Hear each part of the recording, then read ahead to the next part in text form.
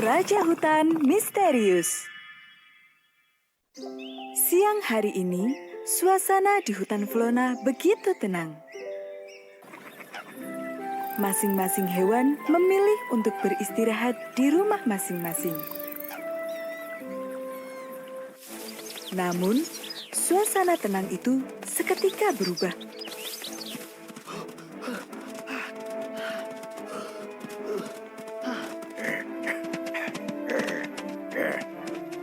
Suara gaduh itu berasal dari derap kaki kancil. Dia sedang berjuang melarikan diri dari kejaran Taigo, si harimau. Mau kemana kau, kancil? Gawat, aku sudah terpojok. Aku harus mencari jalan keluar. Jalan itu mengarah ke sungai. Aku tidak bisa menyeberang. Kalau yang itu ada tebing di ujungnya, aku pasti celaka. Kau sudah terpojok, tak bisa lari kemana-mana. Menyerah sajalah. Sedangkan di belakangku ada sumur. Aduh, apa yang harus aku lakukan? Oh, tiba-tiba saja wajah kancil berubah menjadi cerah. Sepertinya dia mendapatkan ide bagus. Mengapa kau tertawa? Apakah kau meremehkanku? Aku hanya... Kau pikir bisa lolos dariku? Tenanglah dulu, Taigo. Aku sebenarnya tidak lari dari kejaranmu. Aku hanya menguji kemampuanmu untuk kulaporkan pada Raja Hutan. Menguji kemampuanku? Lancang sekali kau. Ini bukan kemauanku. Aku hanya menjalankan perintah dari Raja Hutan. Siapa yang berani-berani mengaku sebagai Raja Hutan? Akulah Raja Hutan ini. Akulah yang paling kuat. Kau memang kuat. Namun Raja Hutan lebih kuat lagi. Istananya pun sangat tersembunyi. Tidak sembarangan hewan bisa bertemu dengan sang raja. Kau mau menipuku? Pertemukan aku dengan dia. Kita buktikan siapa yang paling hebat di hutan ini. Di mana istananya? Jika kau takut, aku akan ke sana sendiri.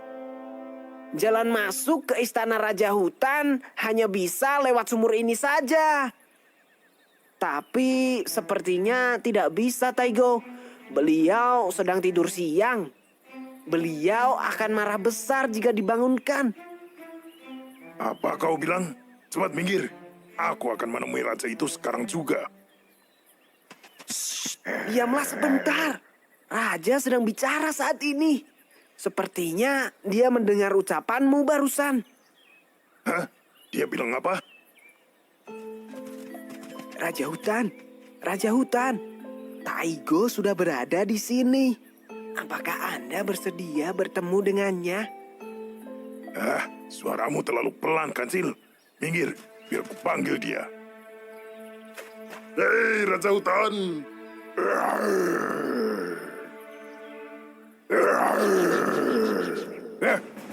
Tiba-tiba dari dalam sumur terdengar suara yang mengaum. Apakah dia marah? Suaranya mirip denganku. Mungkin ia juga sekuat aku. Aku harus menemuinya sekarang. Apakah kau yakin dia benar-benar lebih kuat darimu? Terserah. Akan kulawan dia. Antar aku ke istananya, kancil. Baiklah, kau yang akan menanggung sendiri akibatnya. Naiklah ke punggungku supaya kau bisa masuk ke istananya. Taigo pun masuk ke dalam sumur tersebut. Mana istananya? Dalam sekali di sini. Aduh, kepalaku. Gelap sekali di sini. Aku tidak bisa melihat istana di sini. Mengapa di sekelilingku hanya ada dinding? Mengapa tidak ada pintu satupun di sini? Di mana istana itu? Taigo, kau sudah sampai istananya. Istana apa? Tidak ada istana di sini. Yang ada hanyalah dinding saja. Itulah wujud Raja Hutan sebenarnya. Kau menipuku, Kancil. Tempat ini tinggi sekali.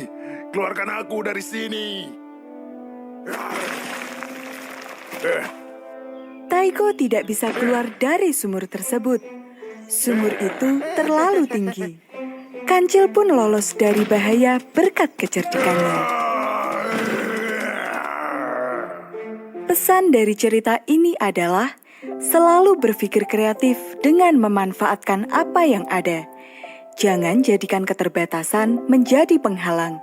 Sebaliknya, manfaatkan keterbatasan menjadi senjata. Dari Kancil, Persahabatan Bebek dan Tupai. Hari ini terasa sangat teduh. Gemercik air terjun menambah asri suasana hutan Flona. Semua hewan sangat menikmatinya, termasuk Desi Bebek dan Koko Tupai. Mereka berdua ini sudah lama bersahabat. Selamat pagi, Koko Tupai. Hari ini kau kelihatan cerah sekali. Sepertinya kau sedang gembira. Jangan-jangan kau punya kabar bagus ya? Hihihi, tahu saja kalau aku punya kabar bagus. Kudengar sekarang buah jambu air sedang ranum-ranumnya. Apakah kamu mau jambu air, Desi? Tentu saja aku mau. Pasti segar sekali dinikmati jika sedang panas-panas begini. Sayangnya, pohon jambu air tersebut berada di seberang sungai ini. Aku tidak bisa menyeberanginya. Aku pun juga tak berani menyeberanginya jika sendirian. Lagi pula, jika sudah sampai di pohon jambu, aku tidak bisa memanjat. Bagaimana sebaiknya ya?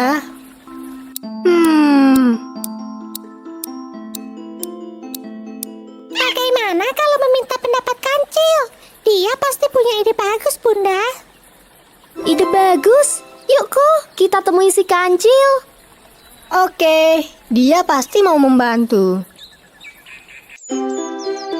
Tak lama, Desi Bebek dan Koko Tupai pun menemui Kancil.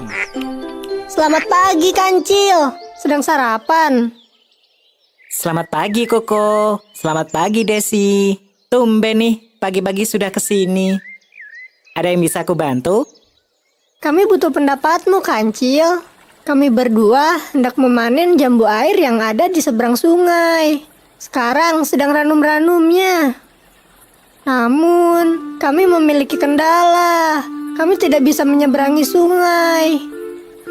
Tupai terlalu kecil untuk menyeberang, sedang aku tak berani karena arus terlalu deras. Terlebih, aku tidak bisa memanjat. Apakah kamu punya saran untuk kami? Sepertinya aku punya ide. Desi, ajaklah teman-teman bebekmu ke tepian sungai. Teman-temanku, baiklah, akan kuajak mereka ke tepian sungai. Kira-kira buat apa harus mengajak teman-temanku? Entahlah, aku juga tidak tahu. Meskipun bingung, Bebek dan Tupai menuruti permintaan si Kancil.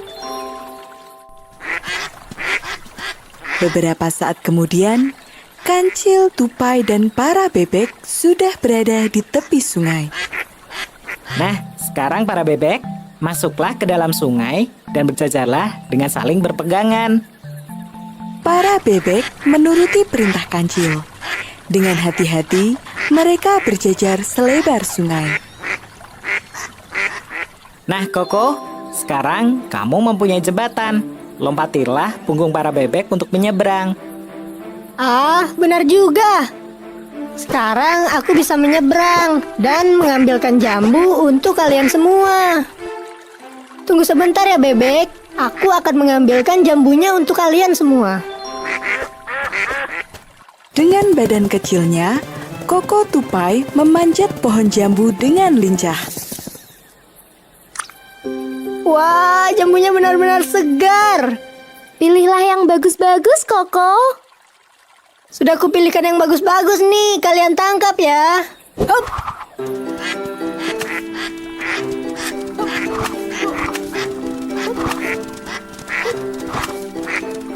Petik lagi, Koko. Ah, siap. Hop.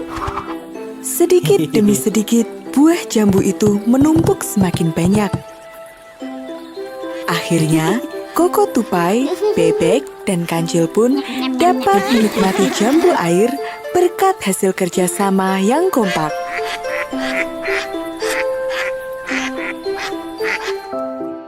Pesan dari cerita ini adalah, bergotong royonglah dalam hal yang baik. Sekalipun kita memiliki kekurangan, namun jika kita saling bekerja sama, maka pekerjaan akan dapat terselesaikan dengan baik. Usul harimau berkulit belang. Dahulu kala, terbentang hutan yang sangat lebat. Hutan ini berada tepat di kaki pegunungan. Semua pohon di sana berukuran besar dan menjulang tinggi. Daun-daunnya yang lebat membuat sinar matahari sulit untuk menerobos. Jauh di tengah hutan tersebut, ada sebuah gua yang tersembunyi dengan aman. Gua itu ditempati oleh seorang pertapa sakti. Menurut cerita, dia dapat berbicara dengan para hewan.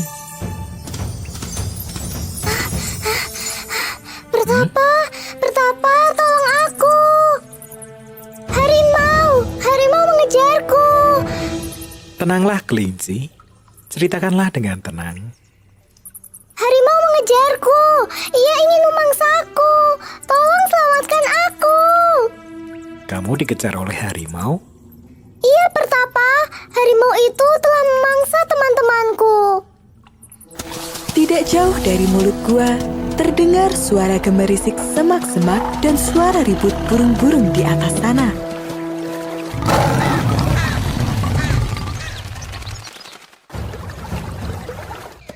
Kala itu, harimau belumlah berkulit belang seperti sekarang. Badannya masih polos berwarna coklat tua. Dalam sehari, ia bisa makan puluhan kali. Kemana kelinci itu pergi? Dia hanya membuatku semakin lapar saja. Jangan-jangan dia menemui pertapa yang ada di dalam gua ini. Hei kelinci, aku tahu kau di dalam. Aku akan menangkapmu. Percuma saja kau lari. Itu dia si harimau. Ia akan memangsaku. Tenanglah, kelinci. Biarkan aku yang berbicara padanya. Tapi dia sangat kejam, Pertapa. Tidak apa. Kamu sembunyi saja di belakangku. Kau bersembunyi di sini ternyata. Cepatlah kemari sebelum aku menerkammu. Bagaimana ini, Pertapa? Dia menakutkan. Tenanglah, harimau. Kita bicara dahulu. Tidak perlu. Serahkan kelinci itu padaku. Ia itu mangsaku. Sabarlah, harimau. Aku akan memberikan yang jauh lebih enak daripada kelinci. Apakah kau bersedia? Lebih enak? Kamu punya daging yang lebih enak? Apa yang akan kau berikan padaku? Akan kuberikan tanganku yang berharga ini padamu. Bagaimana? Pertapa? Tanganmu? Kau bercanda? Kau rela mengorbankan tanganmu demi kelinci kecil itu? Aku serius. Kuberikan tanganku ini untukmu. Itu, makanlah lenganku itu. Sebagai gantinya, jangan mengganggu kelinci ini lagi. Harimau pun segera mengambil tangan pertapa tersebut dan membawanya pergi. Ternyata rasanya enak sekali. Pertapa itu sungguh bodoh sekali. Aku kenyang sekali. Beberapa hari kemudian, harimau mulai kelaparan lagi. Rasa lengan pertapa waktu itu sungguh enak. Aku jadi ingin makan lagi. Akan ku minta lengan yang satunya. Pertapa, aku akan masuk ke dalam. Aku ingin minta lenganmu yang satunya lagi. Perutku sudah mulai lapar lagi. Namun, betapa kagetnya harimau mengetahui jika lengan pertapa yang kemarin dimakannya telah kembali utuh. Hei Pertapa, lenganmu telah kembali. Ya, seperti yang kau lihat, tanganku telah kembali. Ini karena aku ikhlas dalam menolong. Dan dewa mengabulkan permintaanku untuk dikembalikan seperti semula. Kau mau apa datang kemari, harimau? Aku telah lapar lagi. Daripada aku memangsa kelinci, bolehkah aku memangsa lenganmu yang satunya lagi? Baiklah, tapi ini yang terakhir kalinya. Jangan lagi datang kemari, dan jangan pula memangsa hewan kecil yang tak berdaya. Sekali lagi, Pertapa memberikan lengannya pada harimau. Harimau pun membawa lengan Pertapa pergi. Baiklah Pertapa, aku berjanji tak akan meminta dagingmu lagi. Lalu, harimau pun melahap lengan Pertapa tersebut. Memang sungguh enak daging Pertapa. Hei, bukankah bagian tubuhnya bisa tumbuh lagi? Bagaimana kalau aku memakan hampir seluruh tubuhnya? Pasti akan terasa lezat. Akan ku cari cara supaya bisa menipunya. Harimau yang serakah pun memutuskan untuk menipu sang Pertapa demi bisa memakan dagingnya lagi. Hehehe, lihat saja, aku pasti berhasil mendapatkan daging Pertapa lagi. Hei Pertapa, dagingmu yang kemarin kau beri telah dimangsa oleh hewan lain. Aku minta ganti rugi. Aku tahu kau berbohong. Aku bisa mencium jika kau sendirilah yang memakan lenganku. Tidak akan kuberikan lagi bagian tubuhku padamu. Kau juga sudah berjanji kemarin. Karena kebohongannya telah terbongkar, harimau nekat menyerang Pertapa. Pertapa langsung sigap dan bertahan. Harimau terpental oleh kekuatan hebat sang Pertapa. Pertapa menyerang balik harimau yang sudah kelewatan. Pertarungan itu berlangsung lama karena harimau sama sekali tak mau menyerah. Harimau akhirnya kalah dan jatuh tersungkur. Tubuhnya penuh luka memar. Kau sungguh serakah, harimau. Kau sudah diberi nikmat. Namun, kau meminta lebih. Kau memang harus diberi pelajaran. Akan kusembuhkan lukamu. Namun, bekas luka memar tidak akan kuhilangkan. Itu akan menjadi pengingat akan ketamakanmu.